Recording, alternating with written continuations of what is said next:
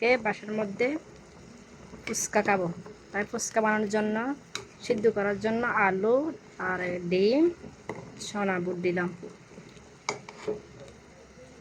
বাসায় তৈরি করব ফুচকা। ফুচকার প্যাকেট সয় কিনে ফেলছি 2টা বাসা তৈরি করার জন্য। টক বানানোর জন্য তেঁতুল নিলাম, ভালো করে পানি দিয়ে ধুয়ে ভিজিয়ে রাখবো কিছুক্ষণের জন্য। শুকনো মরিচ, বিট লবণ, স্বাদের মশলা, পেঁয়াজ, কাঁচামরিচ নিলাম। আলু সিদ্ধ হয়ে গেছে, এখন নামাই ফেলবো, ভালো করে পরিষ্কার করে ফেলবো। আলু পরিষ্কার করে ফেললাম।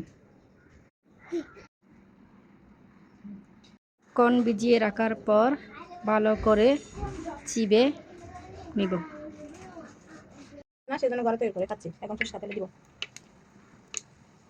বাজারের গুলো অনেক জীবাণু, খাইলে পেটে সমস্যা হয়, সেজন্য বাচ্চাদের অনেক পছন্দ।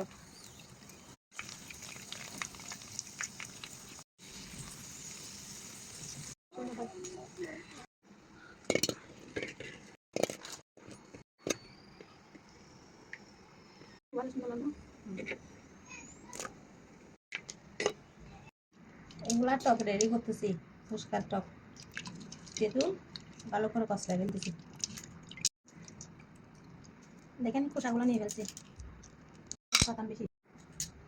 একটা মশলার প্যাকেট দিচ্ছি, মরিচ দিছি, কাঁচামরিচ দিছি, পেঁয়াজ দিছি, লবণ দিছি, লবণ দিয়ে মাখি ফেলবো। এখন ভাব আসতেছে, মজা করে একসাথে মিশিয়ে ফেলবো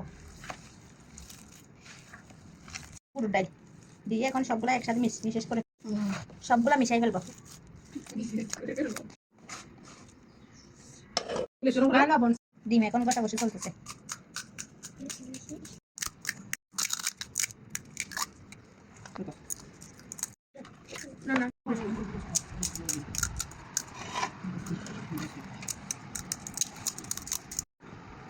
ফুচকা রেডি হয়েছে, এখন আলু ভরবো।